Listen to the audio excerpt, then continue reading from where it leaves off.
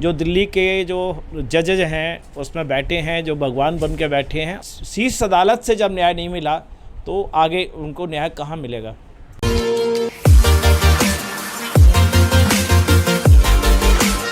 जी नमस्कार, कामगार इंडिया में आपका स्वागत है।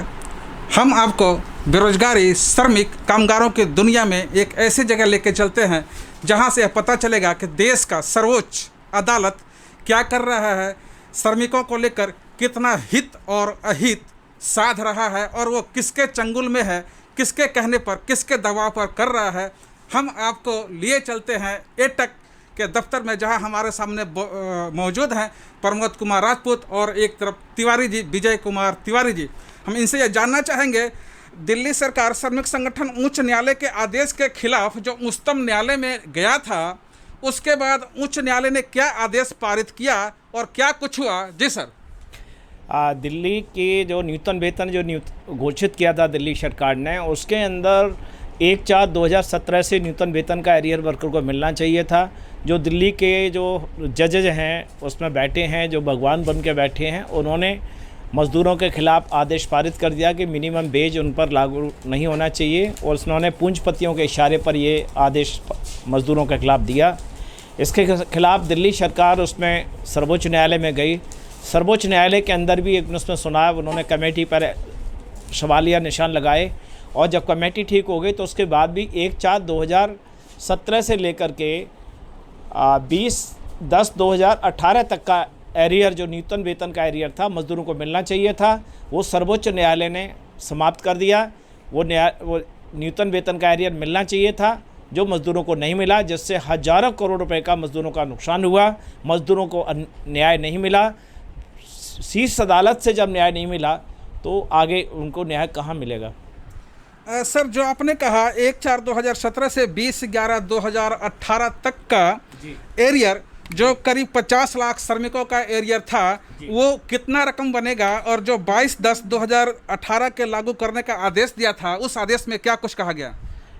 जो मिनिमम वेज जो उसमें होना चाहिए था, जो ऑर्डर किया था 22/10/2018 से लागू करने के लिए, न्यूनतम उसमें एरियर तो अदालत ने ख़त्म कर दिया और वो भी जो न्यूनतम वेतन जो लागू होना था वो दिल्ली सरकार लागू नहीं करा पाई और मज़दूरों का हज़ारों करोड़ रुपए का नुकसान हुआ। दिल्ली में 50 लाख से ज़्यादा मज़दूर काम करते हैं जिन्हें न्याय नहीं मिला। सर, प्रश्न यह उठता है कि जो 50,000 दिल्ली में मजदूर काम कर रहे हैं, वो कितने नियोक्ताओं, कितने मालिक या कितने फैक्ट्री इलाकों में काम करते हैं, और इनमें से ऐसे कितने मजदूर होंगे जो नियमित हैं या बाकी सारे वैसे अनुबंध पे ही काम करते हैं। देखिए, ये बात सही है, आपने सवाल किया है। दिल्ली के अंदर केवल 4000 कारखाने रजिस्टर्ड हैं, बाकी जो है अनरजिस्टर्ड हैं। गांधीनगर अनरजिस्टर्ड है, तुगलकाबाद के अंदर अनरजिस्टर्ड है, महरौली में अनरजिस्टर्ड हैं, नरेला के अंदर 50% इंडस्ट्री रजिस्टर्ड नहीं है, मायापुरी में उसमें नहीं है, ओखला के अंदर उसमें नहीं है, और बवाना वगैरह इस एरिया के अंदर तो बिल्कुल कोई भी कहीं रजिस्टर्ड है ही नहीं, मंगोलपुरी इंडस्ट्रियल एरिया वगैरह। जैसा कि आपने कहा कि इन उक्त जगहों पर रजिस्टर्ड है और उक्त जगहों पर रजिस्टर्ड नहीं है, इसमें से अधिकाधिक वो इलाकाएँ हैं जो DDA द्वारा दशकों पहले फैक्ट्री बसाई गई थी, बड़े लोगों को हाथों में दिया गया था। उनमें आज अगर गिनती, कहीं आंकड़ा ना सरकार के पास मौजूद है, ना संगठन के पास, ना ही जज न्यायालय के पास दो आदेश देते हैं, ऐसे में उन क्षेत्रों में काम करने वाले लाखों करोड़ों मजदूर आज किस हालात में हैं। हालत बहुत ख़राब है आज के टाइम पर। जो जिसमें पोजीशन है, मज़दूरों को न्याय नहीं मिल रहा है, भुखमरी के कंगार पर है। मज़दूरों की लार्ज स्केल पर छटनी कर दी गई है और उनकी कारखाना मालिकों ने कोई न्यूनतम तनख्वाह उनकी जो भुगतान होना चाहिए था, देश के प्रधानमंत्री ने कहा, दिल्ली के CM ने कहा उनको तनख्वाह मिलनी चाहिए, लेकिन किसी भी कारखाना मालिक ने उसमें तनख्वाह नहीं दी है और उन्हें छटनी और कर दिया गया है। लाख मजदूर बेरोज़गारी में हैं। लॉकडाउन लागू होने से पहले दिल्ली सरकार ने स्थिति को भांपते हुए कहा था कि हर नियोक्ता, हर मालिक, हर फैक्ट्री संचालक, ऑनर जो भी हैं, वो वेतन नहीं काटेंगे, नियमित रूप से उनका वेतन देंगे। लेकिन आज की हालात क्या कुछ बताएंगे आप।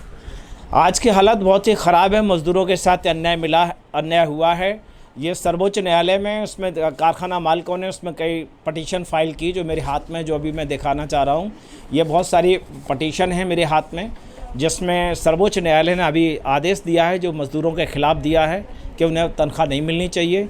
पूरे देश के मज़दूरों के साथ अन्याय किया है। देश की शीर्ष अदालत ने पूंजीपतियों का साथ दिया है और पूंजीपतियों का साथ देकर के मज़दूरों के साथ अन्याय किया है, जिससे स्पष्ट है कि सर्वोच्च न्यायालय में बैठे भगवान भ्रष्टाचार के घेरे में हैं और पूंजीपतियों के इशारे पर, पूंजीपतियों के माफिया के इशारे पर काम कर रही हैं।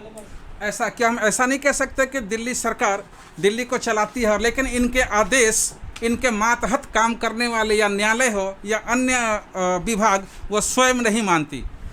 ये देखिए, ये जो सर्वोच्च न्यायालय में जो पिटीशन फाइल की थी वो केंद्र सरकार के आदेश के खिलाफ की थी। माननीय प्रधानमंत्री ने जो आदेश जारी किया था कि इनकी तनख्वाहें भुगतान करनी है और किसी मजदूर की छटनी नहीं करनी है, इसमें केंद्र सरकार की ड्यूटी बनती है। ये जो पिटीशन फाइल किया सर्वोच्च न्यायालय में, जो केंद्र सरकार का जो प्रतिनिधि है, अटॉर्नी जनरल जो उनका होता है, मुख्य उनकी सरकार की बात रखने के लिए, सरकार की तरफ से पूरी बात नहीं रखी गई। सरकार की तरफ से मज़दूरों के पक्ष की जो बात है वो नहीं रखी गई। इसीलिए ये सारी की सारी अदालतों ने हमारे खिलाफ जो है मज़दूरों के खिलाफ आदेश पारित किया है। और अगर ये सही 3 जजों के सामने बात रखी जाती, सरकार अगर गंभीर होती, तो ये शायद है कि मज़दूरों की बात सुननी जाती। लेकिन मैं स्पष्ट कहता हूँ कि मज़दूरों के खिलाफ पिछले कई वर्षों से, उसमें देखेंगे आप, सर्वोच्च न्यायालय में धड़ाधड़ मज़दूरों के खिलाफ, गरीब मेहनतकश लोगों के खिलाफ आदेश हो रहे हैं जो भ्रष्टाचार के घेरे में। स्वयं इसकी स्पष्टीकरण उसमें उनके रिटायर्ड जज साहब ने खुद उसमें दिया है कि गरीबों को न्याय नहीं मिलता है। सर्वोच्च न्यायालय में गरीबों को न्याय नहीं मिलता है, गरीबों के साथ अन्याय हो रहा है और अदालतें पूंजीपतियों के पक्ष में काम कर रही हैं।